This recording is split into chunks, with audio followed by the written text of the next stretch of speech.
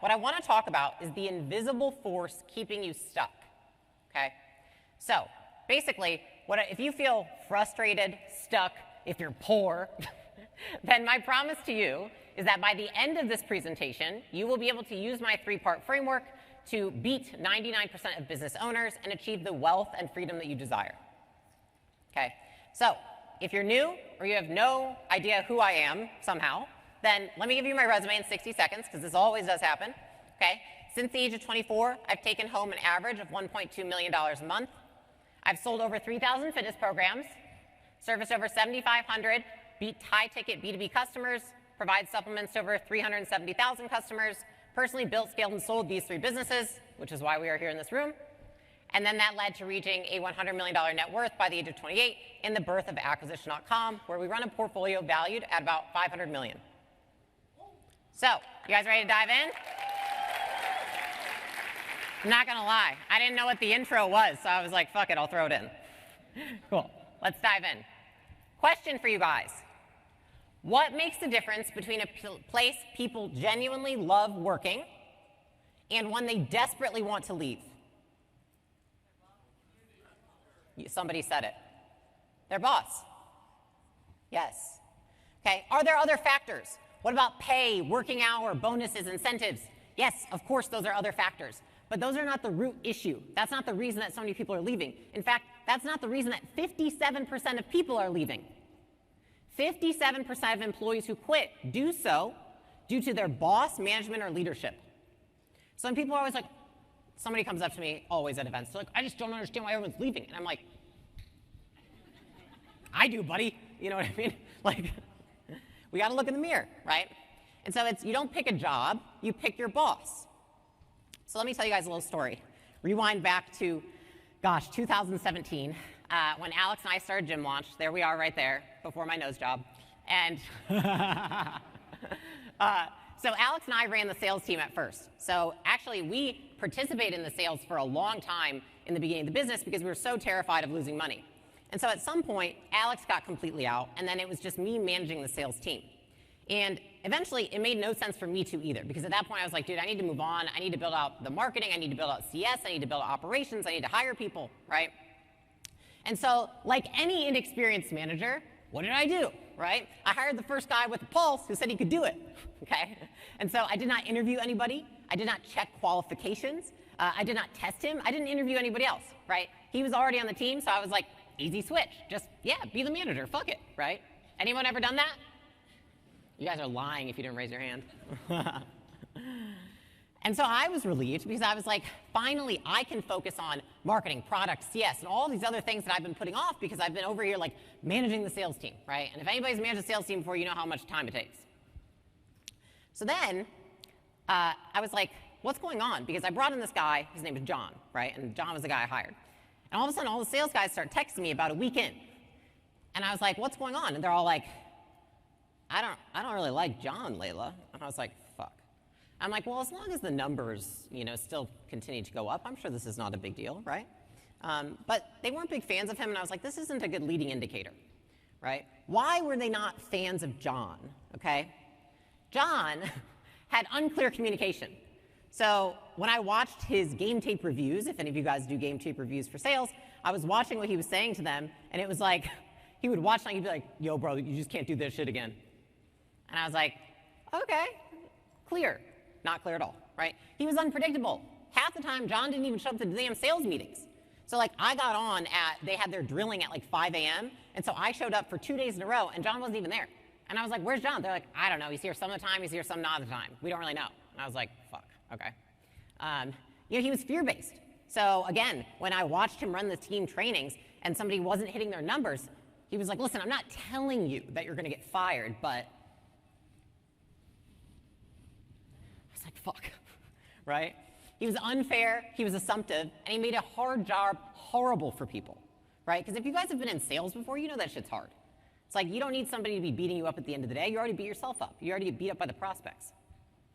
And so even though John was technically good at the job, he was rough around the edges, had very few actual management skills, honestly seemed like he couldn't give a fuck about anybody on the team. So, unfortunately, This, combined with our numbers starting to fall, is when I knew that something had to change. Now, what did I do? Because I was still inexperienced, right? Ironically, at the same time, I got an email from a guy named Matt, and he was super excited, and he had a track record of actually building sales teams. And so I immediately booted John and hired Matt without interviewing anybody else, because again, remember, this is many years ago, I was inexperienced. But guess what happened when I hired Matt? Matt had clear communication. Every time I watched his call reviews, it was very clear when he was trying to give somebody advice. He was like, oh, your tonality at the end, like let's flip it up instead of flipping it down. Let's end with a question, not a statement. We got to listen more to the prospects, giving them very tactful advice, right? He was predictable. He was on every single sales meeting. He was up at 5 a.m. every day, and he would message the group in the Slack thread every day at 5 a.m. without a doubt. Every single day. He was encouraging. When people didn't make a sale, he was like, dude, you got this. Like, some people say no. We just move on to the next one. He never dwelled on what happened in the past, right? He was fair, and he didn't sugarcoat it. So even though he was like an encouraging guy and he was positive, he wasn't a ninny. And he made a hard job fun. Because for those of you who have been in sales, and a lot of you still do sales, you understand that it can be a hard thing to do, but if you have somebody who makes it fun, it makes it all worth it. And so can you guess what happened to the sales team within 6 weeks of me bringing in Matt? We went from mediocre to record-breaking. To be specific, we went from a 30% close rate to a 75% close rate. I'm not kidding here. Shock, awe, amazing. Right? And so this experience is what put me on a mission to create a business where people genuinely loved working. Not because I'm like some person that's just like romantic about the soft stuff, but because I saw the difference firsthand how having a boss that gives a shit can affect morale, performance, retention, profit, revenue. How the soft stuff can affect the hard stuff, right? And not to mention, why on earth would I want to employ people who don't like me or don't like the work that they do? Do you guys want to walk into your gym every day and feel like everyone fucking hates you? Wouldn't want that shit either, right? Sounds doubly shitty. So, to be specific, so we can get into the meat of it here, what was the difference between John and Matt? And don't say he was a dick. It's too easy. Okay? The difference is that John used punishment to get stuff done, right? While Matt used positive reinforcement to get stuff done. Let me explain. Let's define terms, okay? Positive reinforcement is the introduction of a desirable or pleasant stimulus after a behavior, okay? Therefore, making it more likely that the behavior will occur again because they got something they liked afterwards.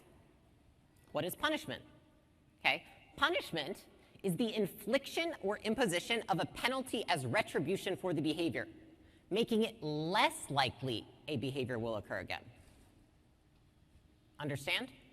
Great. Let's give an example here. A lot of you will know this. Who has a dog? Okay, cool. Dog trainers love this one. But so positive reinforcement would be like if your dog, sits when you say sit, you immediately give it a treat. That's an example of positive reinforcement. What's another example of positive reinforcement that we would have in business?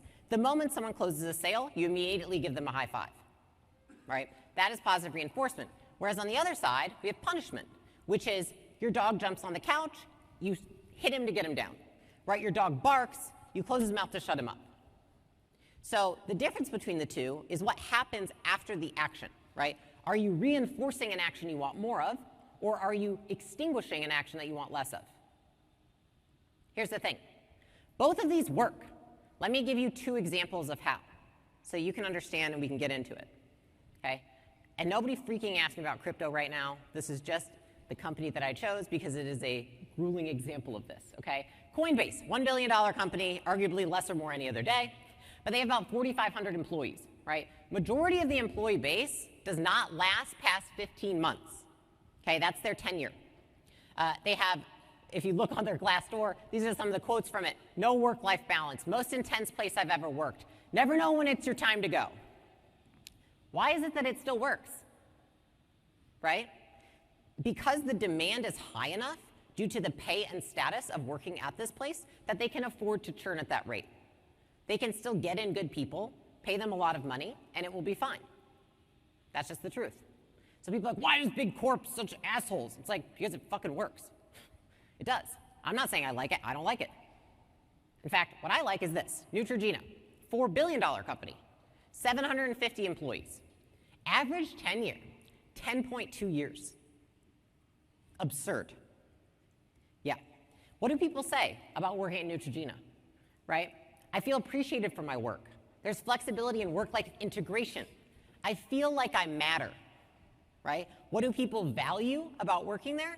They value the praise they get, the good benefits, and the fair pay. Notice I didn't say astronomical pay, right? People just want fair pay. So, if this is true, and you can build billion-dollar companies using either of these things, why use punishment at all? Well, that brings us to what we discuss here, right? The TLDR, and really think about this, guys. Yelling at people takes less skill than properly training people. So people are more able to do this. And so if you look at, like, for example, when I worked at Subway when I was 15, that was my first job, I was a sandwich artist. When I was there, I know, I smelled like ham all the time. It was pretty gross. Anyways, my boss, it's not like they were positively reinforcing me. You know what she knew to do? Yell at me. Because if I go to someone and I'm like, hey, I want you to positively reinforce a behavior you want more of, they're like, got it. And then they don't do it because they're like, what does that mean? But if I'm like, hey, yell at them if they do something wrong, they're like, amazing, I got it. It takes less intelligence to punish people than it does to positively reinforce people. It doesn't mean that you're like a badass, that you're cool, that you're like, oh, I'm just laying down the law. It's like, no, no, no, you're being lazy. So, why is it that people are less apt to switch to this, right?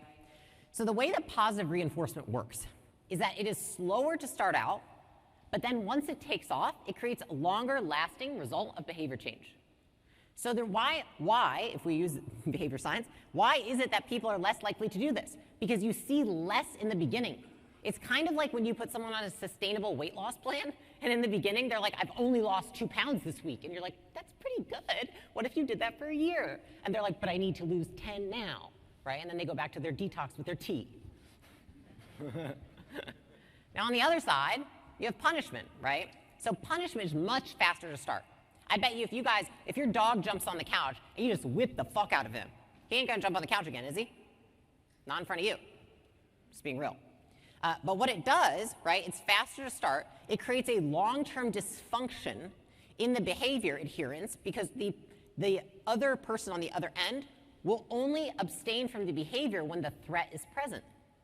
Anybody ever come home and their dog is literally on the couch and you're like, why the fuck? I've told you so many times not to get on the fucking couch. Every time you jump on the couch, I'm like, get off, right? Well, when you're not home, you're the threat.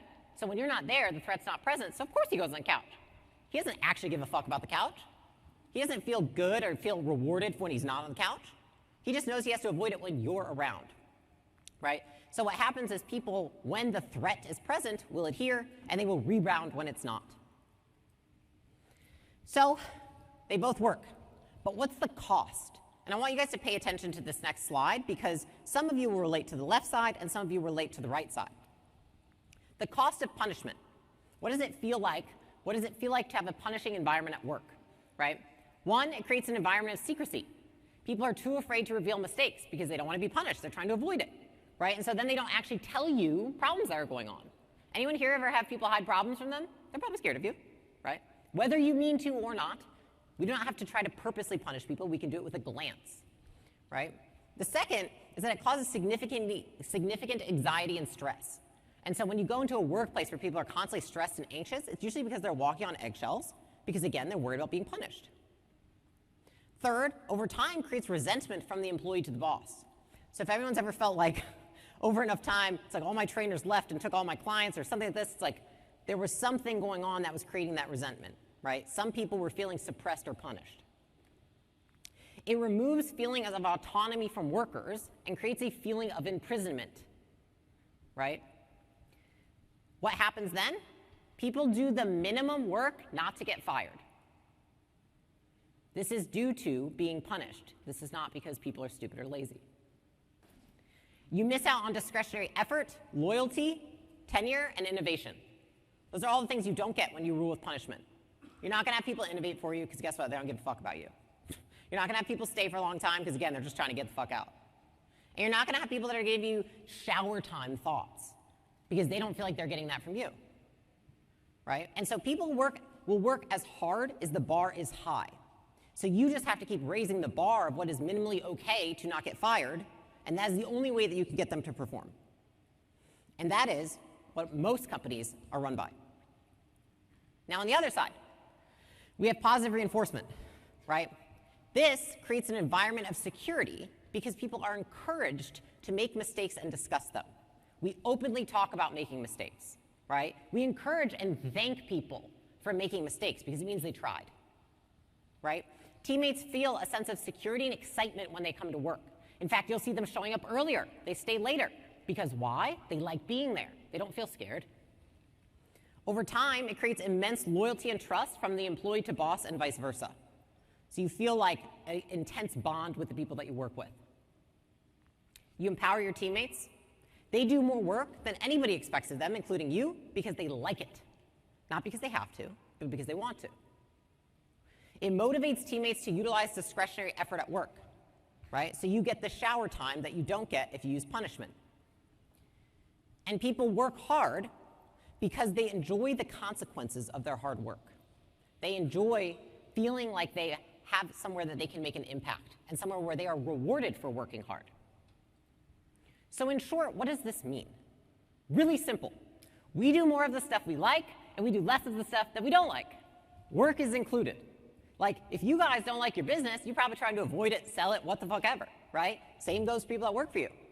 So, if you've got your dickhead boss over here, you're gonna be on the other side, over there, doing things you do wanna do. So if you've ever had anybody who's like, they used to be really involved at work and used to feel like you got a ton of discretionary effort, and then all of a sudden you feel like, man, they're like doing all this other stuff outside of work, and they're like spending way more time with their friends and going out and doing all these things. Why is that? Something happened, something punishing. So that person no longer gets positive reinforcement from their work, they get more of it from outside of work. Therefore, they do more of the thing they like, which is outside of work.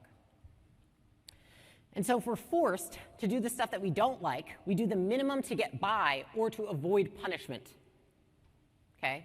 So if somebody feels like they have to keep the job to make a living for their family, they will do the minimum so that you do not fire them and nothing more, right? And so if your employees don't like you or like the work, they will just give you the minimal effort to maintain the job, okay? Anybody in here have someone on their team that does the minimum not to get fired? I figured.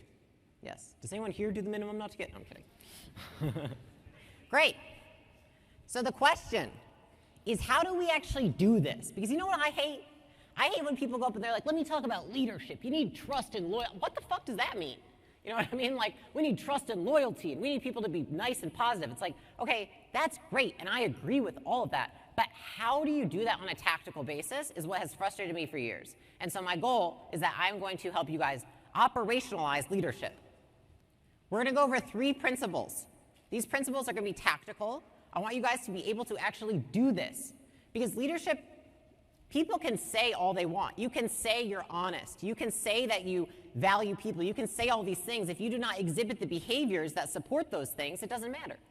And the issue is actually not that a lot of people don't want to, it's that they don't know how. And so I would like to give you the how today. We're going to go over these 3 things. Starting with the first principle, which is latency over intensity. Let's go. So latency is the time between events. So if you have low latency, there's less time between events. If you have high latency, there's more time between events. Intensity is the power of that event.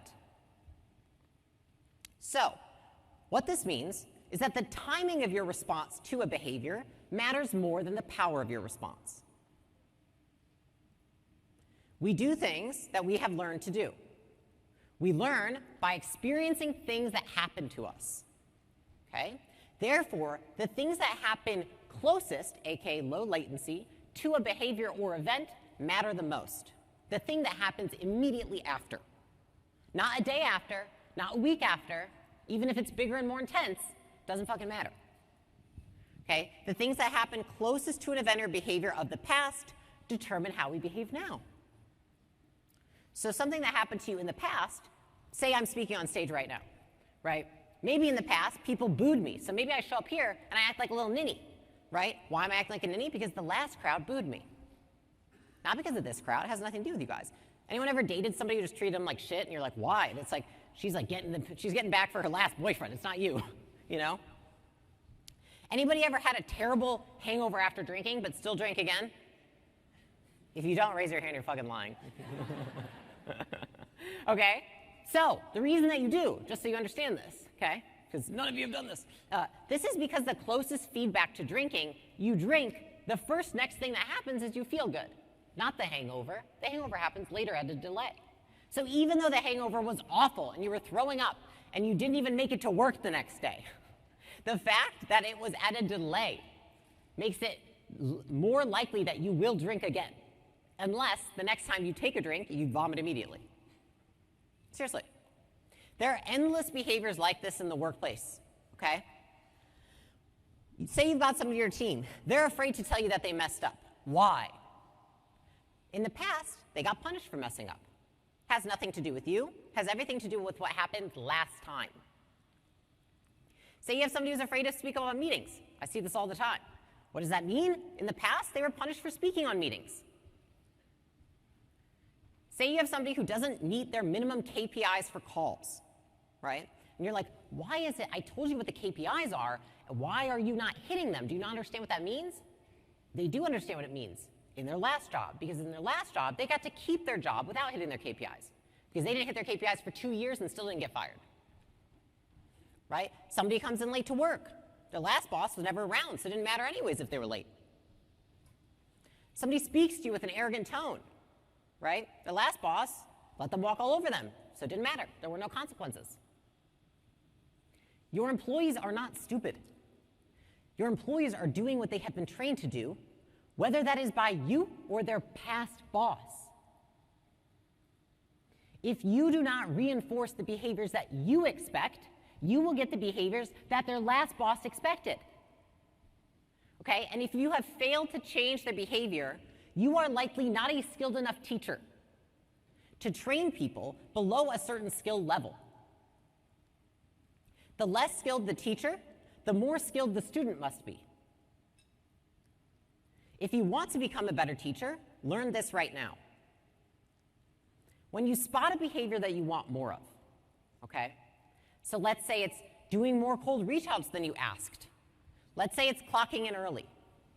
Let's say it's staying late. Let's say it's a teammate owning a mistake. Someone taking work off your plate. Someone helping another teammate. Someone saving a member. Whatever it might be. You want to immediately reinforce that behavior. What you guys need to understand is that if you reinforce enough of the behaviors that you want more of, the things that you don't want to have happen, eventually they will have no energy left to do those things. You don't even need to punish them because they're so focused on doing more of the things that you reward. They literally forget and extinguish the other behaviors. So you need to immediately reinforce. Remember, low latency, not the power. So what does that look like? A lot of people are like, oh, I got to give these huge cash annual bonuses, all this. No, you don't. You know what would be better? If you slapped them and said, you did a fucking great job. Immediately. The moment that they finish. If you give them kudos in front of your team, the moment that they finish. If you post about them on social media, immediately.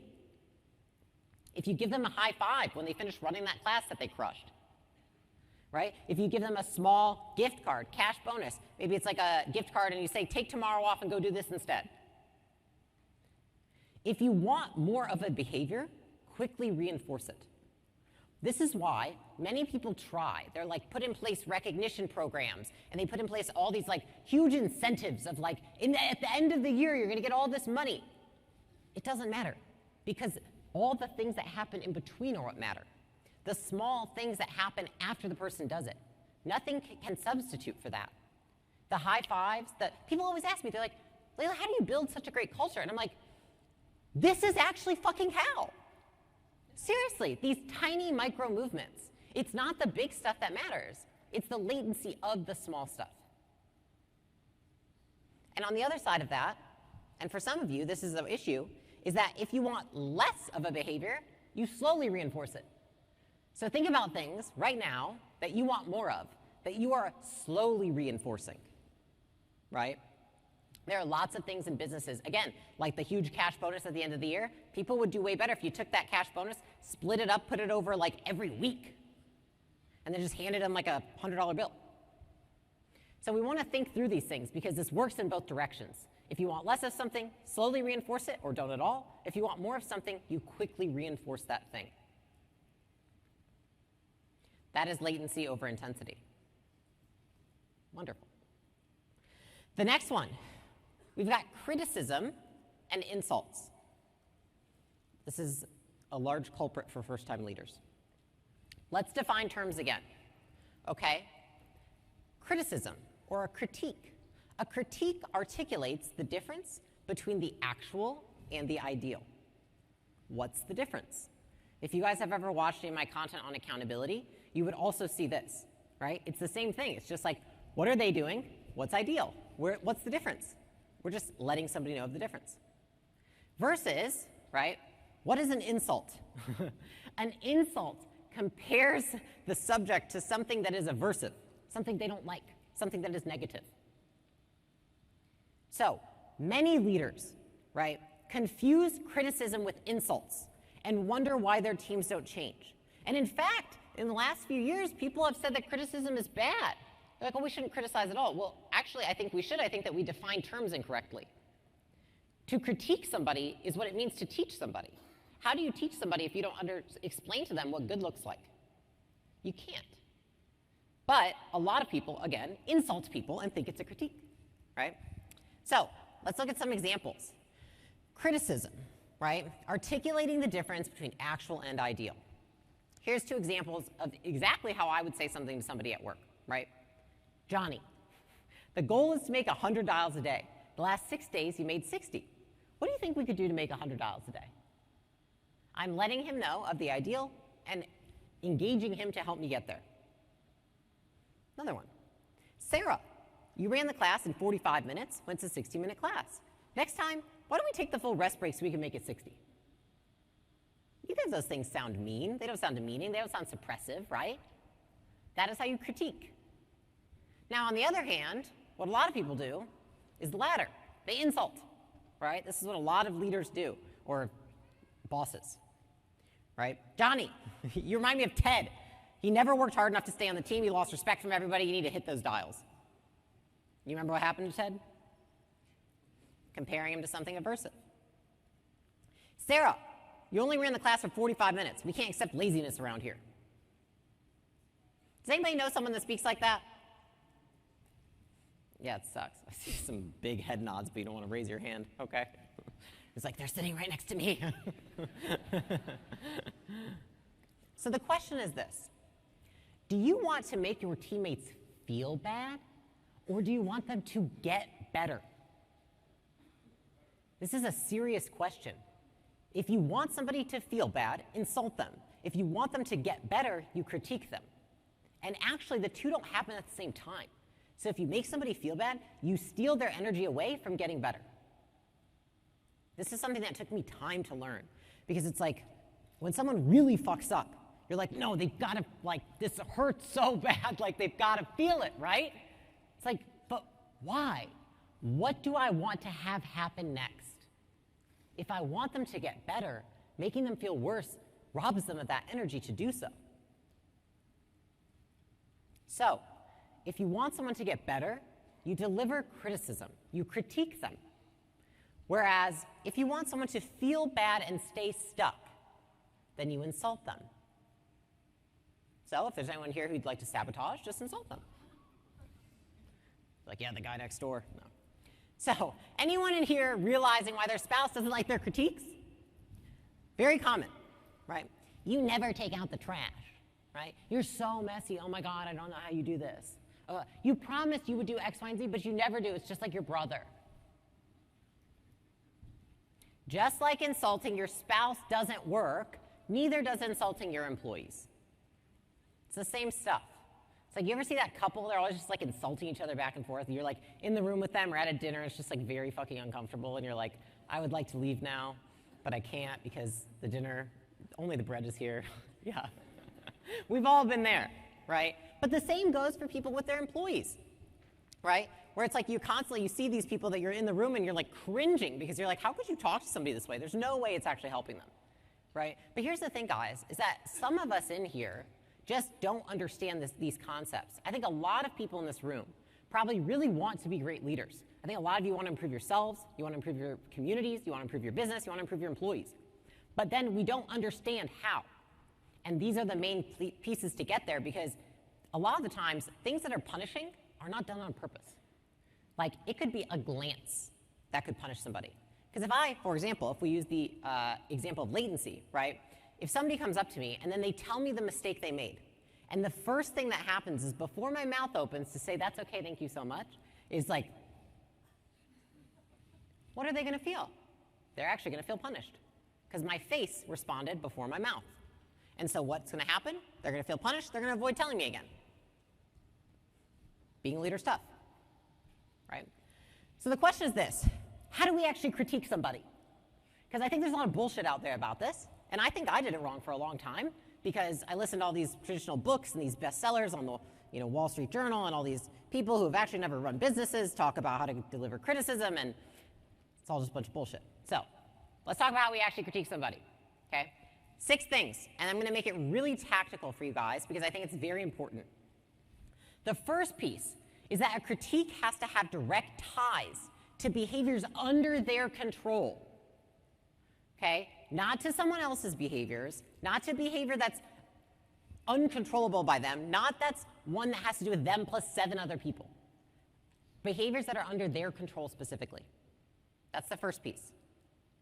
Now, the second is that the performer or the employee has to know what the critique means, because they have to have the baseline skills. This happens all the time, is that you hire somebody and you're like, I'm telling them that their tonality sucks, but they're not changing their tonality.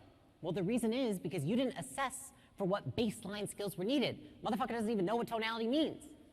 How can he improve something he doesn't even know what it means? But we do this all the time. The third, and the most obvious one, faster and more frequent feedback loops work best, okay? So more and faster is always better than less and slower. Even if the less and slower is longer and more elaborate and all of these things, doesn't matter. Irrelevant. Might as well save your energy. Fourth, we want to make it personal. We want to tie their behavior to their behavior rather than a group. So, for example, if you're delivering metrics to show somebody's performance, then it makes sense that we deliver their individual metrics rather than the group metrics. So we want to get as personal as possible with the feedback. Fifth is that an authority, like everybody here in the room, collects the data and feeds it to them. Right? So you're collecting the data, and then you're sharing the data with them. Okay? Now, on the other side, and this is very important, the last one, they also collect the data and then share it with you. So I want to make this real for you guys on the next slide.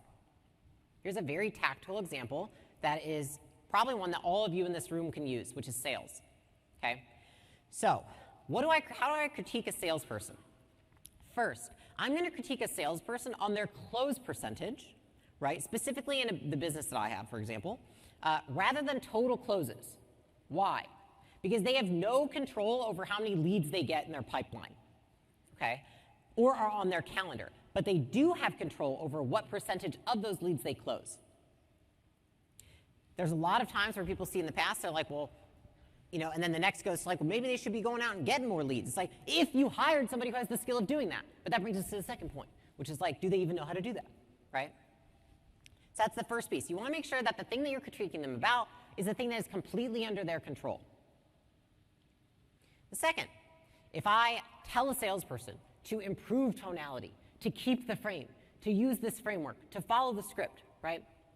It's because I know that they know what doing that means and how to do it. Because these are things I taught them when I onboarded them. So, oftentimes what you see, and I know that this is probably resonating with a lot of you guys, is that we give someone a critique, and then we're like, God, how do they not know how to do this? It's like, because you didn't teach them. And if you didn't teach them, and you expect them to come with it knowing how to do it, then did you interview them for it? Did you do a skill test for it? We cannot assume. People, just because they sold at a last company doesn't mean the same thing they do when they sell here. Completely different skills, completely different ways of doing things. Right? So we never want to assume, right? We have to understand what baseline skills we hire for. And if we're critiquing somebody, we have to know that when we give a critique, that they understand what it means. Because if somebody doesn't know how to improve tonality and you tell them to go do that, then they're going to feel very shitty.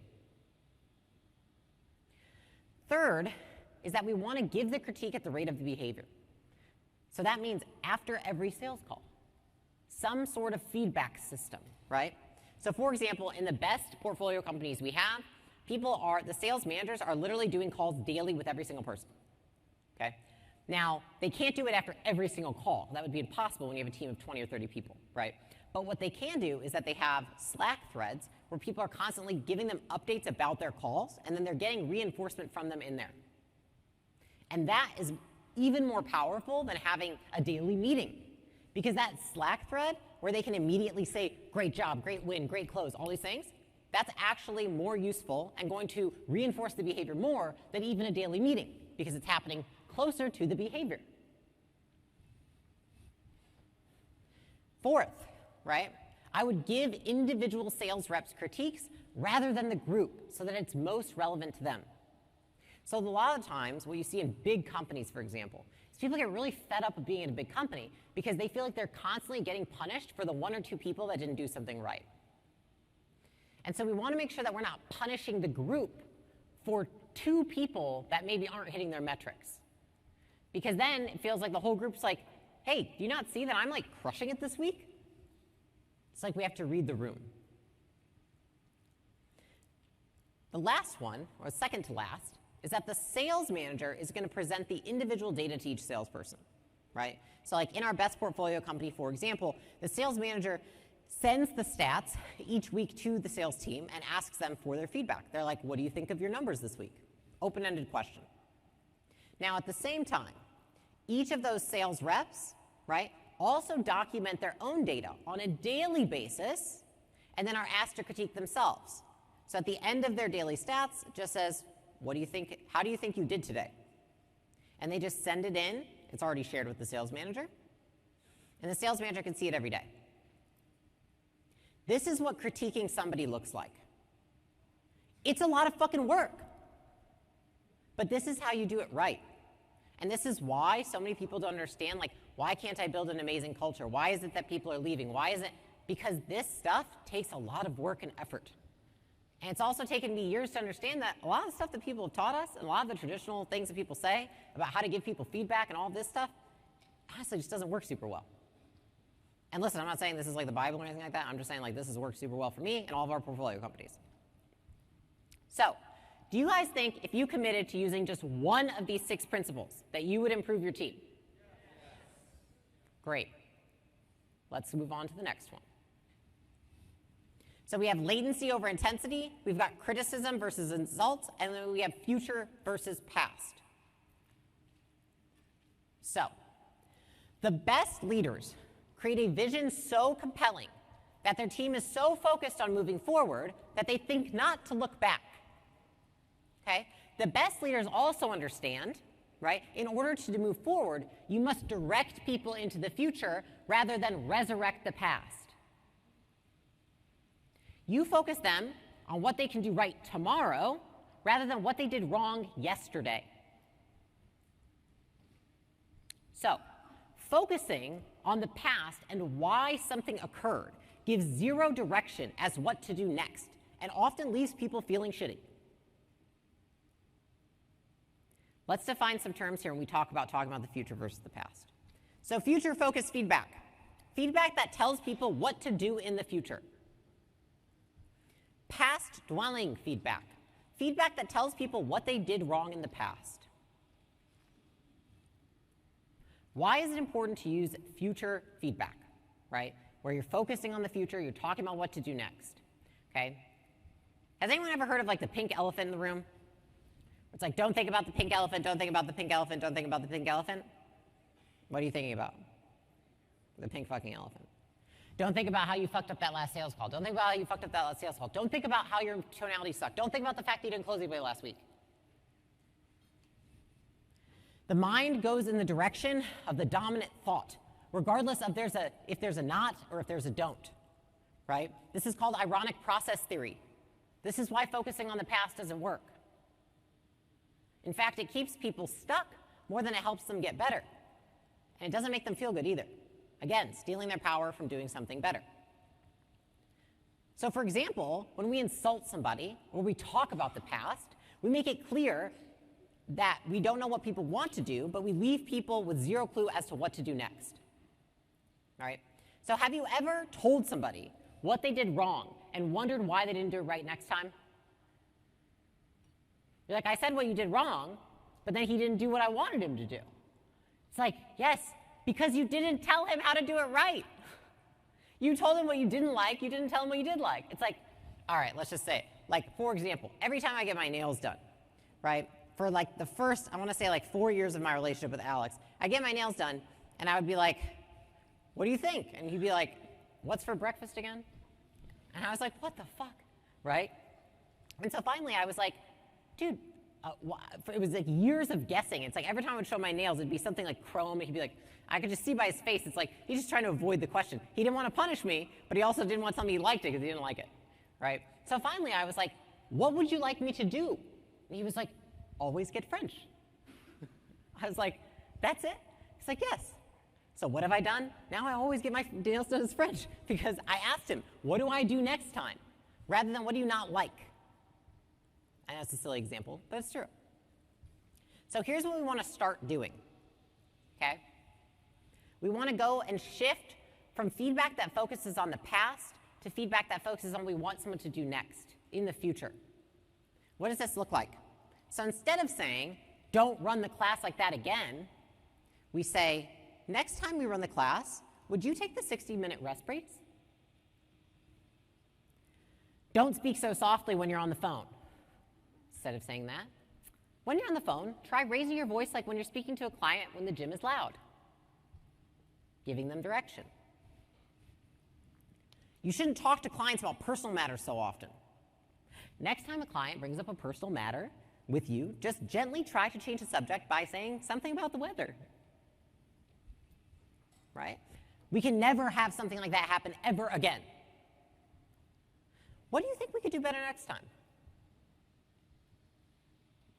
Stop saying the price when you're on the sales call with prospects. Instead of saying the price, let's just tell them it's expensive. Let me know how it goes. Right? So instead of telling people what we want them to stop, we want to tell people what we want them to do. Right? Kind of like I'm doing right now. Literally what I'm doing right now. Stop telling people what we want them to stop doing. Start telling people what we want them to do instead. We're not saying don't do something. We're giving them an alternative.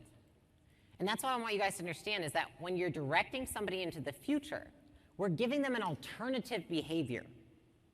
You can't tell somebody, if you tell somebody to stop doing something and give them no alternatives, what do you think is going to happen?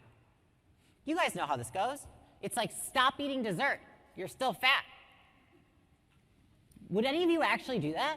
No. You know what you'd probably do? Why is it that there's all these like protein desserts and there's all these like low-calorie desserts and there's all these other things that we do and oh, there's decaf coffee and tea and all this stuff, right? Because alternatives work better than telling someone to stop doing something.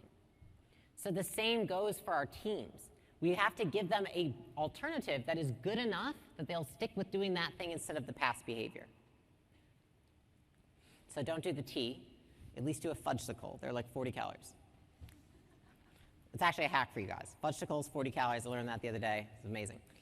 So we want to trade assuming that your team knows what to do for telling them what to do instead. And a lot of you guys in here are afraid to tell people what to do. Some of you are too nice. You're like, no, I don't want to tell them what to do because I don't want them to feel like I'm micromanaging them. What? You're giving them clarity. Like giving someone the instructions for how to do their job and what you think good looks like is literally your job. It is not micromanaging. Micromanaging is like once you've given them clear instructions and you've set the vision, you check in every 5 seconds like, hey, how's that going? Hey, what's this? Hey, where's that thing at? right? Oh, well, could you do it like this instead? Actually, I think do it like that. Like being nitpicky. That's what micromanaging is. Giving someone clear direction is being a good boss, right? And that is how you create a culture where people want to stay and where you get the returns of somebody staying at your company for 10 years. And so the traditional ways of giving hard feedback, I'm just going to say, are wrong because they have you doing three things that are the opposite of this. Focus on insulting someone, add a delay, in a way that gives them zero idea of what to do next. Do we think people will get better if we do that? I don't think so. Of course, it's hard to have those conversations because you're literally doing it the hardest way possible and it doesn't even work. And that's the thing, and that's why I'm passionate about doing this, because when people are like, oh, queen of having hard conversations, guys, it's not hard to tell someone what you want them to do instead. It's hard if you feel like you have to tell someone they're an asshole and they suck at life. But that doesn't make them perform any better at work. They're probably going to quit anyways once you say it. So, if you would like to make your life a little bit easier and your business a little bit better, give these three principles a try. We've got latency over intensity, we have criticism versus insults, and we have future-focused feedback over past-focused feedback. Okay? So what did we cover? There's positive reinforcement and there's punishment. Both compel people to do things at work. There's a cost to each of them. Punishment works in the short term. Positive reinforcement works better in the long term. Latency matters more than intensity. You want to critique somebody rather than insult somebody. And you want to focus them on the future, right, rather than focus them on resurrecting the past. Do you guys remember that invisible force that keeps your business stuck? I talked about one time in the very beginning. Anyone know that meme? Does anyone feel that meme right now? We feel it hard. I love it. Guys, thank you so much. I talked about one time in the very beginning. Anyone know that meme? Does anyone feel that meme right now? We feel it hard. I love it. Guys, thank you so much.